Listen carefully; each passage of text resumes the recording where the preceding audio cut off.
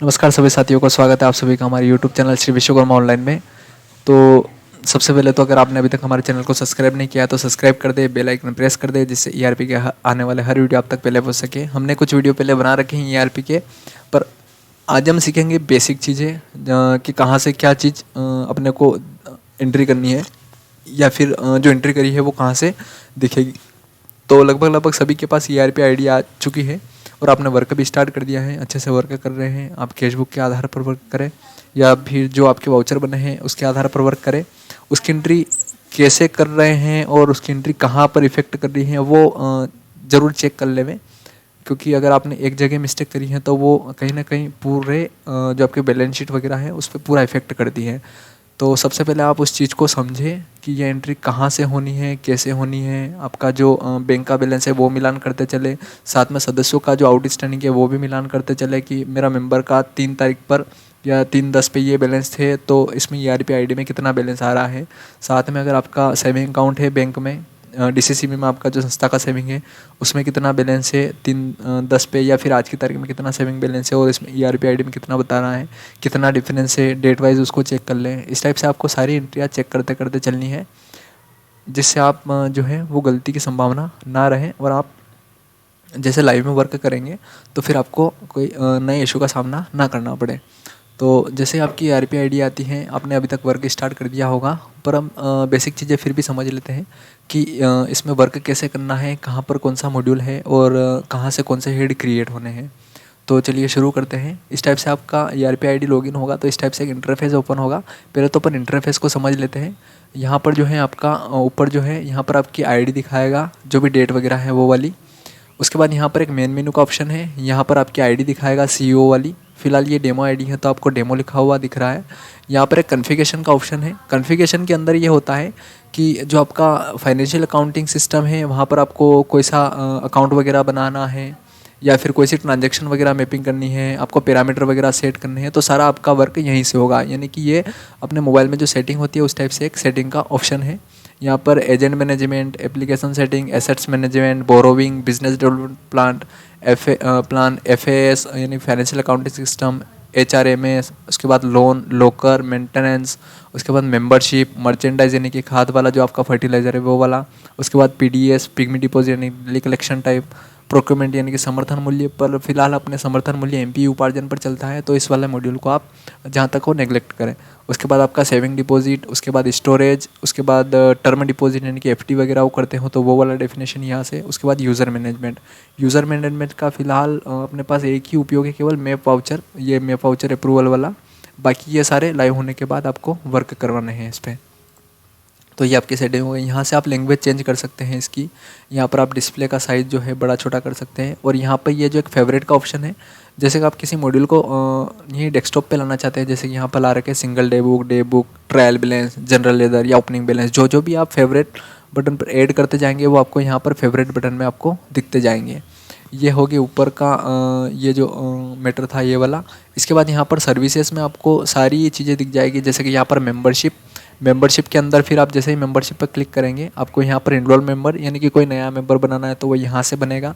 उसकी किसी डिटेल को फीड करना है तो अदर डिटेल वगैरह यहाँ से फीड होगी।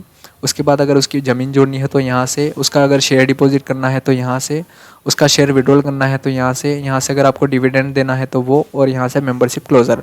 यहाँ पर ये ऑप्शन दे रखा है व्यू मेंबर का, यहाँ से आप उसका मेंबर को व्यू कर सकते हैं, यानी कि आपने जो डिटेल भरी है वो यहाँ से देख सकते हैं। ये तो हो गया मेंबरशिप वाला पार्ट। उसके बाद आते हैं अपन लोन वाले पार्ट में। लोन वाले पार्ट में ये रहता है कि आपने जो 31 मार्च पर जो डीसीटी का डेटा तैयार करा है वो सारे किसान तो यहाँ पर आपको दिख जाएंगे। उसका सीधा कलेक्शन करके आप डिसबर्समेंट कर सकते हैं। उनके लिए आपको लैंड डिक्लेरेशन नहीं करना है, उसके साथ क्रेडिट लिमिट भी नहीं बनानी है और ड्रॉइंग सेंक्शन, यानी कि जो 31 मार्च पर मेंबर है उनके लिए तीनों चैप्टर अपने को करने की ज़रूरत नहीं है। उसके लिए आप सीधा डिसबर्समेंट कर सकते हैं या फिर लोन कलेक्शन है तो लोन कलेक्शन कर सकते हैं। अगर 31 मार्च पर उस किसान का बैलेंस नहीं है और अभी वर्तमान में आप उसको डिसबर्समेंट कर रहे हैं तो उसके लिए आपको लैंड डिक्लेरेशन, क्रेडिट लिमिट और ड्रॉइंग सेंक्शन करना पड़ेगा। सबसे बड़ी चीज़ ये है कि आप ये ध्यान रखें कि आप लैंड डिक्लेरेशन, क्रेडिट लिमिट या ड्रॉइंग सेंक्शन जब भी करें आप लॉगिन डेट को पहले प्रायोरिटी से देखें कि आपने कौन सी डेट में लॉगिन कर रखा है। यानी कि मान लो आपका अगर वितरण 10 10 तारीख 5वें महीने 2023 में है, और अगर आपने उसका लैंड डिक्लेरेशन, क्रेडिट लिमिट या ड्रॉविंग सेंक्शन आपने 20 तारीख में करा है तो आप उसको 10 तारीख में डिसबर्समेंट नहीं कर पाएंगे। तो सबसे पहली चीज़ यही ध्यान रखें कि आप जब भी मेंबर का लैंड डिक्लेरेशन, क्रेडिट लिमिट या ड्रॉविंग सेंक्शन करें तो उसका पूरा डेटा देख ले कि वो कब मैंने उसको फर्स्ट डिसबर्समेंट करा है, उससे पहले ही आप उसका लैंड डिक्लेरेशन, क्रेडिट लिमिट और ड्रॉविंग सेंक्शन तीनों करें। और ये ध्यान रखें कि जिस डेट में आप लैंड डिक्लेरेशन कर रहे हैं उसी तारीख में क्रेडिट लिमिट और ड्रॉविंग सेंक्शन भी कर दें। तो उससे क्या है कि वो किसान आपका उस तारीख से आपका यहाँ लोन डिसबर्समेंट वाले चैप्टर में आपका दिखना शुरू हो जाएगा। ये तो बात हो गई अपनी केसीसी की।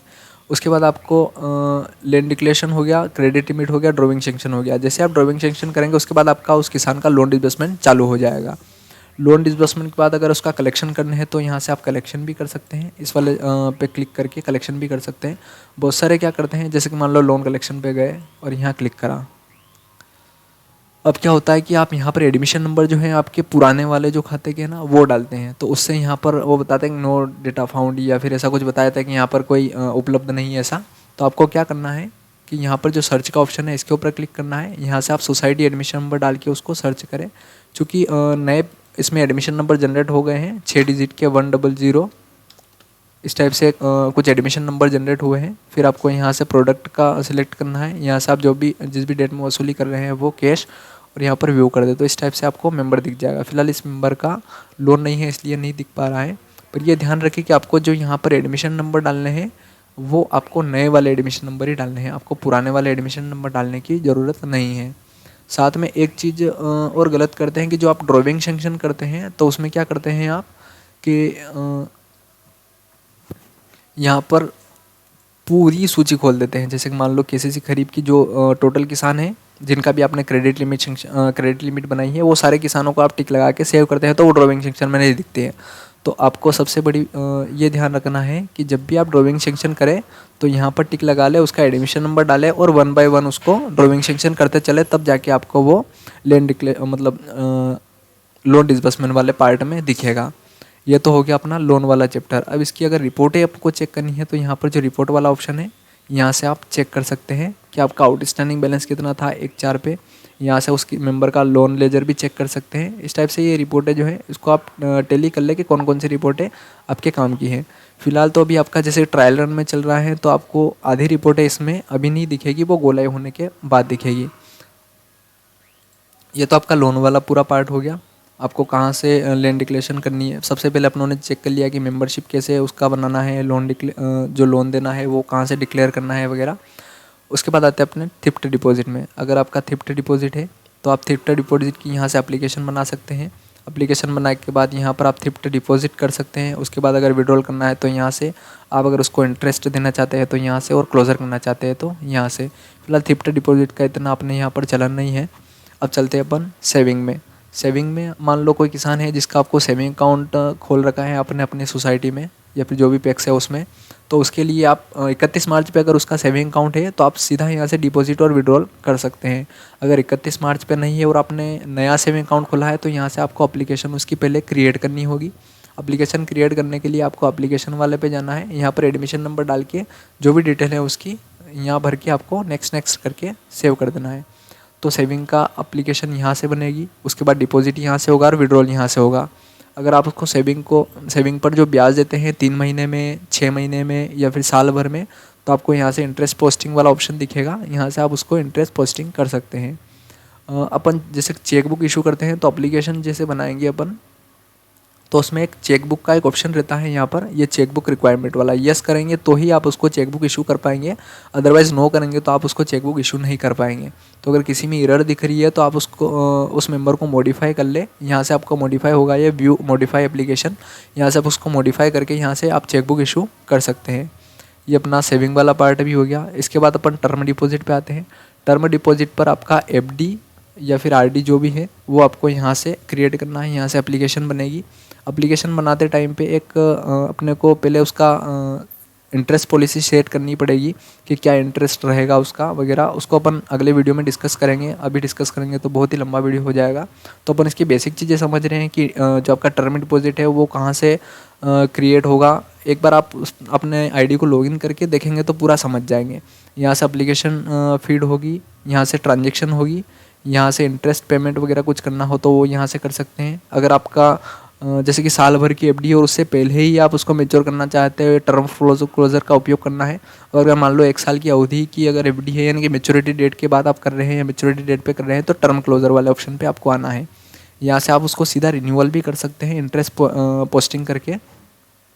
जैसे कि मान लो आपकी 1 लाख की एफडी है, उसका 2000 इंटरेस्ट बना है तो 2000 इंटरेस्ट उस मेंबर का अकाउंट में क्रेडिट करके आप वो 1 लाख की एफडी को वापस से रिन्यूअल भी कर सकते हैं। तो वो सारे ऑप्शन है, तो आप इसके लिए अपन एक वीडियो अलग से बना लेंगे जिसमें अपन टर्म डिपॉजिट की जो है वो सारे कवर कर लेंगे। इसमें कि एप्लीकेशन कैसे बनानी है, उसका ट्रांजैक्शन कैसे करना है, उसकी इंस्टॉलमेंट कैसे लेनी है अपने को, उसमें मॉडिफिकेशन अगर करना है तो वो कैसे करना है, साथ में उसका टर्म क्लोजर कैसे करना है, अगर समय से पहले वो क्लोज कर रहा है तो वो कैसे करना है, रिन्यूअल कैसे करनी है, आप जो एफडी का ब्याज देंगे वो कौन से हेड से अपन लेकर देंगे उसको, सारी चीज़ें अपन अलग से डिस्कस कर लेंगे।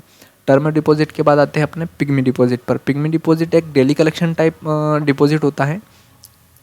जो आप डेली कलेक्शन वाला मैटर है पूरा उस टाइप से ही होता है। इसमें आप यहाँ से एजेंट को कैप्चर कर सकते हैं, यहाँ पर आप अकाउंट ओपन कर सकते हैं, यहाँ से आप मैप कर सकते हैं उसको, उसकी ट्रांजैक्शन जो डेबिट क्रेडिट है वो कर सकते हैं। आप उसका कमीशन जो है एजेंट का वो यहाँ से निकाल सकते हैं, मंथली पोस्टिंग कर सकते हैं, अगर अकाउंट को बंद करना है तो वो कर सकते हैं। सबसे पहले तो आपको इसमें कुछ पैरामीटर वगैरह कुछ सेट करने हैं, उसके बाद आपको जो उसकी पॉलिसी वगैरह वो बनानी होगी, उसके बाद ही आप यहाँ से एंट्री कर सकते हैं। इसके लिए भी अपन एक वीडियो पूरा अलग से बना लेंगे। आप कमेंट करके बताइएगा कि आपको कौन सा वीडियो चाहिए। उसके बाद लोकर वगैरह तो अपने यहाँ रहते नहीं है तो इस पर अपन डिस्कस नहीं करेंगे। अब आते हैं अपन मर्चेंडाइज पर। मर्चेंडाइज में ये होता है कि जो अपना खाद रहता है, सोसाइटी अधिकतर खाद का ही सेल करती है किसानों को, तो ये मर्चेंडाइज वाला ऑप्शन आप मैंने वीडियो बना रखा है वो आप जाके देख सकते हैं। अभी अपन केवल इसकी बेसिक चीज़ें जो है वो जान लेते हैं कि मर्चेंडाइज में वर्क कैसे करना है और वो मर्चेंडाइज जो है वो किस लिए इसमें बनाया गया है। तो आपको मर्चेंडाइज के लिए सबसे पहले तो जो है वो आपको आपके सप्लायर वगैरह असाइन करने रहेंगे। सप्लायर असाइन करने के बाद उसका सन्ड्री क्रेडिटर्स का अकाउंट बनेगा, सन्ड्री डेबिटर्स का अकाउंट बनेगा। उसके बाद आप परचेस करेंगे उसको, परचेस करने के बाद आपको परचेस वाउचर बनाना पड़ेगा। परचेस वाउचर बनाने के बाद आपको उसको सेल रेट डिफाइन करने होंगे, तब जाके आपका सेल में स्टॉक दिखेगा। तो मर्चेंडाइज में अपन सबसे पहले तो ये परचेस वाला ऑप्शन है, यहाँ से आपको कोई खाद वगैरह परचेस करना है तो इस वाला ऑप्शन का प्रयोग करना है।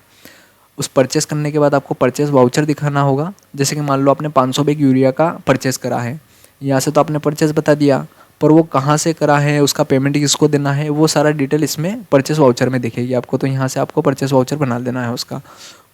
उसके बाद सेल रेट जब डिफाइन करोगे तब जाके वो आपको सेल वाला ऑप्शन में दिखेगा। ये तो अपना परचेस वाला पूरा चैप्टर हो गया। उसके बाद ये जो दोनों है वो सेल वाले ऑप्शन रहेंगे। आपको यहाँ से सेल करना है और यहाँ से आपको सेल वाउचर बनाना है। इसके लिए मैंने एक वीडियो पहले से बना रखा है जिसमें आपको मर्चेंडाइज कैसे परचेस करना है और कैसे सेल करना है उसकी डिटेल आपको उसमें मिल जाएगी। मैंने एक प्लेलिस्ट बना रखी है, वहाँ से आप देख सकते हैं। अगर उसमें कोई इशू आता है या कुछ समस्या आती है तो आप कमेंट करके ज़रूर बताइए, तो हम उसको कोशिश करेंगे कि उसका समाधान कर सकें। ये इस टाइप से आपका मर्चेंडाइज है। मर्चेंडाइज में मतलब हर चैप्टर में आपको यहाँ पर जो है रिपोर्ट दिख जाएगी, तो आप रिपोर्ट ज़रूर चेक कर लेवे कि आप जो काम कर रहे हैं वो रिपोर्ट में दिख रहा है या नहीं दिख रहा है। क्योंकि सबसे मेन चीज़ यही है कि अगर आप वर्क तो कर रहे हैं पर वो सही से वर्क नहीं हो पा रहा है तो फिर आपका वर्क बिल्कुल बेकार है। तो आप जब भी एंट्री करें, एंट्री करने के बाद पर डे आप रिपोर्ट चेक कर लें। रिपोर्ट में वो जो आपने दिन भर काम करा है वो उसमें शो हो रहा है या नहीं हो रहा है, या फिर शो हो रहा है तो कहीं गलत जगह तो नहीं एंट्री हो गई उसकी, उसको आप क्रॉस चेकिंग ज़रूर करें, तब जाके आप उसमें अपनी गति ला सकते हैं। उसके बाद अपन मर्चेंडाइज के बाद चलते हैं कोल्ड स्टोर पे। कोल्ड स्टोर का भी अपने यहाँ पर बहुत कम काम होता है, या फिर बहुत सारी सोसाइटी में तो होता ही नहीं है। बहुत कम सोसाइटी ऐसी है जो कोल्ड स्टोरेज का काम करती हैं। तो अगर आपको इसके ऊपर कुछ जानना है तो आप कमेंट करके बताइएगा। प्रोक्योरमेंट का अपने यहाँ पर केवल कमीशन की एंट्री होती है, कमीशन प्राप्त होता है वो, और एक्सपेंडिचर होता है वो। बाकी सब ई उपार्जन पोर्टल जो है वो हैंडल करता है, तो किसान वाइज इसमें एंट्री अपन नहीं करते हैं। एक पीडीएस का अपने यहाँ पे बहुत ज़्यादा चलन है। पीडीएस में क्या होता है कि आपको यहाँ से परचेस वाला ऑप्शन है, यहाँ से आपको परचेस करना है, यहाँ से सेल करना है। परचेस और सेल में सबसे बड़ी एक इशू ये आता है कि आपने मान लो परचेस करा है तो आप उसको डिलीट नहीं कर पा रहे हैं। यानी कि जो जीरो अमाउंट का आपने मान लो गेहूँ खरीदा है या फिर चावल खरीदा है तो आप उसको डिलीट नहीं कर पा रहे हैं। तो मेरा यही कहना है कि आप जब भी इसमें कोई एंट्री करें, जब तक आप सेटिस्फाई ना हो तब तक उसमें एंट्री ना करें। ऐसा नहीं हो कि आपने अभी एंट्री कर दी फिर थोड़ी देर बाद हुआ कि अरे गलत एंट्री कर दी, मैं डिलीट करना चाहता हूँ उसको। तो आप जहाँ तक हो जो आपका वाउचर है उसको टैली करें अच्छे से, आप उसका मिलान करें, उसके बाद ही इसमें एंट्री करें। क्योंकि जो समस्या है वो अपने यहाँ पे ज़ीरो अमाउंट वाली है तो वो एफएस में दिखेगा नहीं। क्योंकि एफएस में जो वाउचर दिखते हैं वो केवल अमाउंट वाले वाउचर दिखते हैं जिसका अकाउंटेंसी में प्रयोग होता है। अब जीरो अमाउंट वाले उसमें वाउचर दिखेंगे नहीं तो आप उसको डिलीट नहीं कर पाएंगे, वो फिर बैकेंड से करवाना पड़ेगा आपको और वहाँ बहुत ज़्यादा समय लगने वाला है। क्योंकि उनके पास भी बहुत सारे इश्यूज आते हैं, उसको समझने में, उनकी प्रोग्रामिंग वगैरह चेंज करने में उनको भी समय लगता है। तो आप कोशिश यही करें कि जब भी आप एंट्री करें 100% जब सेटिस्फाई हो उसके बाद ही इसमें एंट्री करें। यहाँ से आप परचेस करें और यहाँ से आपको सेल करना है। इसमें आपको सेल रेट वगैरह डिफाइन करने की ज़रूरत नहीं है। अगर आप को लग रहा है कि सेल रेट इसका अलग है तो आप उसका सेल रेट वो कॉन्फ़िगरेशन वाला ऑप्शन है उसमें पीडीएस में जाके आप चेंज कर सकते हैं। यहाँ से आप रिपोर्ट उसकी देख सकते हैं। यह हो गया अपना पीडीएस का। अब इसमें भी जैसे कि अपन एमपीएससी एससी से माल लेते हैं यानी कि गेहूँ चावल शक्कर वगैरह, और अगर उसका पेमेंट करना है तो उसके लिए अपन को एक अलग जो एफएस है बोरोविंग से अपना कैश क्रेडिट का जो अकाउंट है उससे अपन अमाउंट लेते हैं और अपन एफएस में जाके एमपीएससी को पेमेंट करते हैं। उसके लिए एक अलग से मैं आपको बता दूंगा क्योंकि ये वीडियो बहुत ज़्यादा लंबा होने वाला है। तो ये अपना पीडीएस का चैप्टर जो होता है इसमें यहाँ से परचेस करते हैं, यहाँ से सेल करते हैं। पीडीएस का भी एक अलग से अपन बना देंगे, उसमें आपको कोई इशू हो तो फिर बताना। उसके बाद यहाँ से इन्वेस्टमेंट, बहुत सारे क्या करते हैं कि जैसे कि मान लो इन्वेस्टमेंट में अपने को एनओसीएल या एनसीओएल के अकाउंट जो है वो इसमें क्रिएट करने हैं क्योंकि 31 मार्च पे अपने पास थे नहीं। तो बहुत सारे क्या करते हैं कि यहाँ पर कॉन्फ़िगरेशन के अंदर जाते हैं, यहाँ एफएस के अंदर गए, चार्ट ऑफ अकाउंट के अंदर गए, वहाँ पर अपने असेट्स में गए, इन्वेस्टमेंट में गए और वहाँ पर अकाउंट क्रिएट करते हैं। तो वहाँ पर वो लिखा होता है this head is locked mode. तो वहाँ से आपको इन्वेस्टमेंट की एप्लीकेशन क्रिएट नहीं करनी है। आपको इन्वेस्टमेंट जितने भी इन्वेस्टमेंट है आपके जो ब्रांच में आपने एफडीआई बना रखी हैं वो, या फिर जो शेयर आपने परचेस कर रखे हैं अदर कोऑपरेटिव इंस्टीट्यूशन के, वो सारा वर्क इन्वेस्टमेंट वाले ऑप्शन में ही होगा।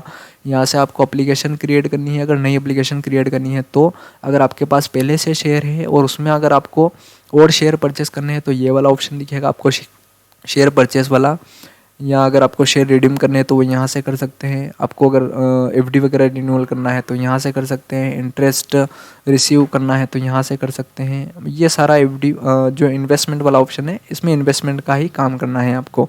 आप इन्वेस्टमेंट के लिए वहाँ एफएस में जाकर चार्ट ऑफ अकाउंट के अंदर जाकर आपको अकाउंट बनने की ज़रूरत नहीं है। इन्वेस्टमेंट वाला ऑप्शन से सारा काम यहीं से हो जाएगा आपका।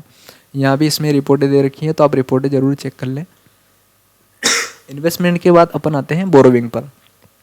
बोरोविंग में क्या रहता है, जो अपन जिला सहकारी में जो अपने अकाउंट चलते हैं सोसाइटी के, जहाँ से अपन जैसे कि मान लो डीएमआर के कस्टमर के अकाउंट चल रहे हैं जिला सहकारी में, वहाँ से अपन डीएमआर जो है वो डेबिट करते हैं और किसान का सेविंग अकाउंट है उसमें क्रेडिट करते हैं। पर डीएमआर के अकाउंट की जो लिंक है वो अपने सोसाइटी वाले अकाउंट से रिलेशन जो है वो बनी रहती है। तो अपना जैसे कि मान लो डीएमआर में अपनों ने किसी किसान को 50,000 का डिसबर्समेंट करा है तो सोसाइटी का जो लोन अकाउंट रहता है खरीफ या रबी का, जो भी स्मॉल मार्जिन जो भी आपके वहाँ पे चलते हैं उसमें भी 50,000 रुपये डेबिट होते हैं। तो उसका जो है पूरा मेंटेनेंस ये जो बोरोविंग वाला है इसमें दिखेगा आपको। यहाँ पर अगर आपके पास पुराने अकाउंट हैं और उसमें अगर आपका जो है वो जमा और डेबिट हो रहा है तो वो आप यहाँ डिसबर्समेंट और कलेक्शन वाले से कर सकते हैं। जैसा कि अपना फर्टिलाइज़र कैश क्रेडिट वाले अकाउंट में होता है, आपका वही अकाउंट चलता रहता है हर साल, उसको बस रिन्यूअल करते रहते हैं आप। तो वो जो चीज़ है वो आपको डिसबर्समेंट और कलेक्शन में करनी है। आप मान लो अगर डीएमआर के खाते जो है वो हर साल अपने यहाँ पे नए नए खुलते हैं तो आपको अकाउंट क्रिएशन में जाके उसको अकाउंट को बनाना पड़ेगा। उसके बाद वो साल भर वही अकाउंट जितने टाइम के लिए भी आप उसमें ट्रांजैक्शन करें, बस अकाउंट आपको एक ही बार क्रिएट करना है। क्रिएट करने के बाद उसमें डिसबर्समेंट और कलेक्शन कर सकते हैं। तो इस टाइप से जो है वो आपका बोरोविंग का पूरा चलेगा। इसमें आप का जो है वो पीडीएस कैश क्रेडिट का जो खाता होता है वो भी इसमें प्रदर्शित हो जाएगा। उसके साथ फर्टिलाइज़र कैश क्रेडिट का, उसके बाद आपका खरीफ का, रबी का, आपका एनिमल हर्बेस्ट्री का, जो भी आपने लोन ले रखे हैं बैंक से, देखिए बोरोविंग जितनी भी हैं आपकी बैंक की वो सारी यहाँ पर आपको दिख जाएगी। यहाँ से आपको डिसबर्समेंट भी हो जाएगा और यहाँ से आपका कलेक्शन भी हो जाएगा। ये वाला पूरा जो है बोरोइंग वाला, इसमें आपके जो भी डीसीसी से लोन रखा है उसकी सारी डिटेल कैप्चर यहाँ से होगी। यहाँ से आपको रिपोर्ट वाला ऑप्शन है, यहाँ से आप रिपोर्ट चेक कर सकते हैं। अब आते हैं अपन एसेट्स पे। एसेट्स का मतलब ये है कि जो आपके संस्था में जो भी आपका बिल्डिंग है, उसके बाद आपका टेबल, कुर्सी, कंप्यूटर वगैरह जितना भी आपका है वो सारा एसेट्स के अंदर आता है। तो एसेट्स की जितनी भी आपके पास जैसे कि डेड स्टॉक का रजिस्टर हो गया आपका, वो सारा आपने उसमें प्री माइग्रेशन में फीड करा होगा। तो उसमें अगर आपने कुछ बेचा है या फिर हो सकता है आपने कुछ परचेस करा है, तो वो सारा जो है इस वाले मॉड्यूल से आपको वर्क करना है। इस वाले मॉड्यूल पर मान लो आपने चेयर परचेस करी है, तो यहाँ पर जो परचेस एसेट्स है इसमें जाके आप उसको एंट्री कर सकते हैं। अब मान लो आपने चेयर परचेस करी 10,000 रुपये की, तो यहाँ से तो आपने चेयर परचेस बता दी 10,000 रुपये की। अब उसको पेमेंट कहाँ करा है, तो उसके लिए कुछ नहीं करना आपको। यहाँ पर परचेस में गए, परचेस में जाने के बाद मान लो आपने चेयर परचेस करी 5,000 रुपये की, तो चेयर परचेस करी, वहाँ पर आपको ट्रांसफ़र सिलेक्ट करना है, क्योंकि कैश में तो आप खरीदते नहीं हो। आपको जिला सहकारी या फिर जो भी आपका सेविंग अकाउंट है या फिर जो भी आपका फंड है वहाँ से उस पेमेंट करते हो, तो आपको यहाँ पर ट्रांसफ़र सिलेक्ट करना है। आपको मतलब एक बेच बन जाएगी और एफएएस में आकर उसको जिससे भी पेमेंट करा है वहाँ पर आपको उसको बेच को ख़त्म कर सकते हैं। तो वो एंट्री अपन ज़्यादा डीप में नहीं जाएंगे, फिलहाल अपन ऊपर से इसको समझ लेते हैं कि ये मॉड्यूल किस काम का है। मतलब इसमें जो है आपका एसेट्स परचेस करना, उस पर अगर डिप्रिसिएशन लगाना है तो वो भी आप कर सकते हैं, मैनेज एसेट्स, उसके बाद हायर एसेट्स, कैलकुलेशन एसेट्स, उसके बाद इंश्योरेंस वगैरह करते हैं तो वो भी सारी एंट्री इसी मॉड्यूल से हो जाएगी और यहाँ से भी इसकी रिपोर्ट चेक कर सकते हैं। एसेट्स के बाद आता है अपना HRMS, इसका भी अपने यहाँ पर कुछ ज़्यादा वर्क होता नहीं है। अब आता है अपना FAS, यानी कि जितना भी आपका ये सारे मॉड्यूल है कहीं ना कहीं FAS से कनेक्ट हैं। यहाँ पर एक प्रीपेयर वाउचर दिखता है, यहाँ पर मॉड्यूल रिसिप्ट, मॉड्यूल पेमेंट, इनका तो बहुत ही कम वर्क होता है। यहाँ से आप अगर किससे कैश पेमेंट ले रहे हैं, मान लीजिए जब आप कैश पेमेंट के थ्रू किसी से पेमेंट ले रहे हैं तो वो यहाँ से आप कैश रिसिप्ट कर सकते हैं। जैसे कि आप लोन वाला तो लोन वाले फील्ड में जाके करेंगे, सेविंग वाला सेविंग वाले में, उसके बाद आपका जो थ्रिफ्ट डिपॉजिट है वो जो मॉड्यूल है उनका तो उसी में वर्क करना है। अगर उन मॉड्यूल के अलावा कोई कैश रिसिप्ट होता है तो वही आपको यहाँ से करना है। उसके बाद आप कैश पेमेंट अगर करते हैं तो वही आपको यहाँ से करना है। वो जितने मॉड्यूल है उनके अलावा अगर कोई हो तो आपको यहाँ से करना है। अदरवाइज़ जो मॉड्यूल जैसे कि लोन का है तो लोन में, सेविंग का है तो सेविंग में, वो मॉड्यूल तो वो है ही, उनका वर्क आपको वहीं से करना है। अगर उनमें कोई चीज़ नहीं है तो आप यहाँ से इसका यूज़ करना है। उसके बाद जितने भी आपके लागू यानी कि ट्रांसफ़र वाउचर बनते हैं वो अदर ट्रांसफ़र में जाके आपके बनेंगे। इसमें भी आपको अदर ट्रांसफ़र पर क्लिक करना रहता है। अदर ट्रांसफ़र पर क्लिक करने के बाद आपको पहले बैच जनरेट करनी होती है। यहाँ से जनरेट न्यू बैच करके जनरेट न्यू बैच करेंगे, यहाँ पर बैच आईडी आ जाएगी। सोसाइटी वाउचर नंबर अगर आप यूज़ करते हो यहाँ से डाल सकते हैं। क्रेडिट डेबिट जो भी करना है आपका वाउचर उस टाइप से आप यहाँ से करके सेव कर सकते हैं। ये एफएस का फर्स्ट मॉड्यूल हो गया। एफएस का सेकंड मॉड्यूल में चलते हैं अपन। यहाँ से आपको पास वाउचर दिखते हैं। मान लो आपसे गलती से कोई वाउचर गलत बन गया है तो आपको यहाँ पास वाउचर में आना है, यहाँ व्यू करना है जिस भी डेट में बना है और आपको उसको टिक करके डिलीट कर सकते हैं। जितने भी वाउचर आप दिन भर के बनाएंगे वो सारे वाउचर आपको यहाँ दिखेंगे, आप उसको टेली भी कर सकते हैं। ये आपका पास वाउचर वाला ऑप्शन हो गया। इसके बाद आपका जो है वो डे बुक निकलती है, यानी कि दिन भर में जितने भी एंट्रियाँ करी वो आप डे बुक से चेक कर सकते हैं, उसको टेली करें, उसके बाद ही आप सेटिस्फाई होकर उस डेट को ख़त्म करें। अभी ये ध्यान रखना कि जो आपका पैरेलल रन में चल रहा है तो आपको डे एंड वाले ऑप्शन पे और प्रिंट वाले ऑप्शन पे नहीं आना है, क्योंकि ये लाइव होगा उसके बाद ही वर्क करना है इस पर। इन दोनों मॉड्यूल को आप छोड़ दें अभी। साथ में आप रिपोर्ट जो है एफएएस की, यानी कि जितनी भी रिपोर्ट है आपकी, ये रिपोर्टों का मास्टर है एक तरीके से। यानी कि एफएएस में जाके रिपोर्ट पे आप opening trial balance, print voucher, single day book, जितनी भी रिपोर्ट है आपकी सही यहीं से निकल जाएगी। कैश बुक हो गया, डे बुक होगी, जीएल हो गया, आपकी जितनी भी रिपोर्ट है वो यहीं से निकल जाएगी। इसके बाद ऑडिट, ग्रीवेंस रिपोर्ट, स्टैटिक, ये आपके अभी काम के नहीं है, ये लाइव होने के बाद काम करेंगे। उम्मीद है आपको वीडियो पसंद आया होगा, कुछ जानकारी समझ में आई होगी। वीडियो के अंत तक बढ़ने के लिए बहुत बहुत धन्यवाद। आपको इनमें से कौन से मॉड्यूल पर आपको वीडियो चाहिए वो आप हमें कमेंट करके ज़रूर बताइएगा।